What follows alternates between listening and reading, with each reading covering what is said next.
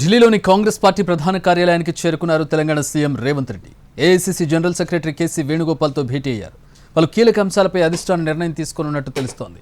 కాసేపట్లో మల్లికార్జున ఖర్గేతో కూడా సమావేశం కానున్నారు.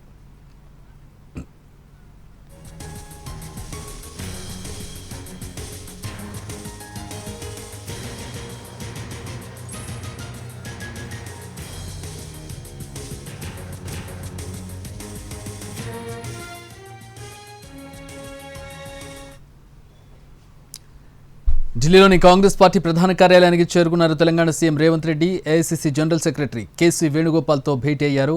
పలు కీలక అంశాలపై అధిష్టానం నిర్ణయం తీసుకున్నట్టుగా తెలుస్తోంది. తర్వాత మరి కాసేపట్లో మల్లికార్జున ఖర్గేతో కూడా సమావేశం కానున్నట్టుగా తెలుస్తోంది. ప్రధానంగా మంత్రులకు శాఖల కేటాయింపుపై చర్చించబోతున్నట్టుగా తెలుస్తోంది. చర్చ ఏ విధంగా జరుగుతోంది, ఎట్లాంటి నిర్ణయాలు తీసుకోబోతున్నారు, మా ఢిల్లీ బ్యూరో చీఫ్ మరిన్ని వివరాలు అందిస్తారు.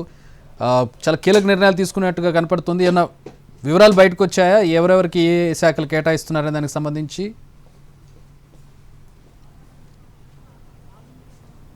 ప్రధానంగా కాంగ్రెస్ పార్టీ చాలా నిశ్చితంగా తెలంగాణలో ఉన్నటువంటి రాజకీయ ప్రణాళిక కూడా తన పరిశీలనలోనే అన్ని నిర్ణయాలు కూడా తీసుకుంటుంది. ఆ మేరకు అధిష్టానం ముఖ్యమంత్రిని పిలిపించడం జరిగింది. కొత్తగా 3 మంత్రులు ప్రమాణ స్వీకారం చేసిన తర్వాత వారికి శాఖల కేటాయింపు జరగాలి. అదేవిధంగా కొన్ని పదవులను కూడా భర్తీ చేయాల్సి ఉంది. మరొక 3 కూడా మంత్రివర్గంలో తీసుకోవాల్సి ఉంది. అదేవిధంగా చీఫ్ విప్, 2 విప్పులను కూడా నియామకం చేయాల్సి ఉంది. కార్పొరేషన్ పదవులు నియామకం చేయాల్సి ఉంది, భర్తీ చేయాల్సి ఉంది. ఇలాంటి అన్ని అంశాలు ఉన్నాయి. దాంతోపాటు పీసీసీ కార్యవర్గం కూడా దాన్ని అధికారికంగా ప్రకటించాల్సి ఉంది. కాబట్టి అన్ని అంశాలను కూడా గతంలో చర్చించారు. అయితే తుదిగా దీనిపై అనుసరించాల్సిన విధానాలు ఏంటి, ఎవరెవరికి ఏ శాఖలు అప్పగించాలన్న అంశంపై కూడా అధిష్టానంతో చర్చించేందుకు ఢిల్లీ రావడం జరిగింది. కేసీ వేణుగోపాల్తో నూతనంగా నిర్మించినటువంటి కాంగ్రెస్ పార్టీ ప్రధాన కార్యాలయంలో సమావేశం ప్రారంభమైంది. ఆ సమావేశం ఇంకా కొనసాగుతూనే ఉంది. ఈ సమావేశంలో కొన్ని కీలకమైన నిర్ణయాలు తీసుకునే అవకాశం ఉంది.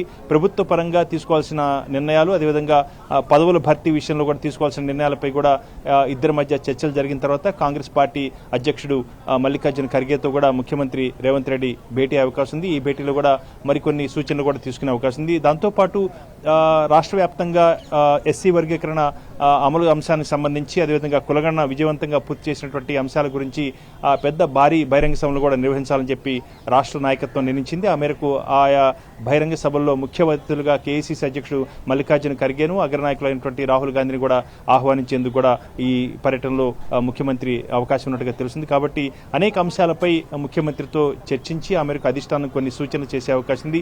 ఆ సూచనల ప్రకారం ఆ నిర్ణయాలను అమలు చేసేందుకు ముఖ్యమంత్రి అధిష్టానంతో చర్చిస్తున్నారు.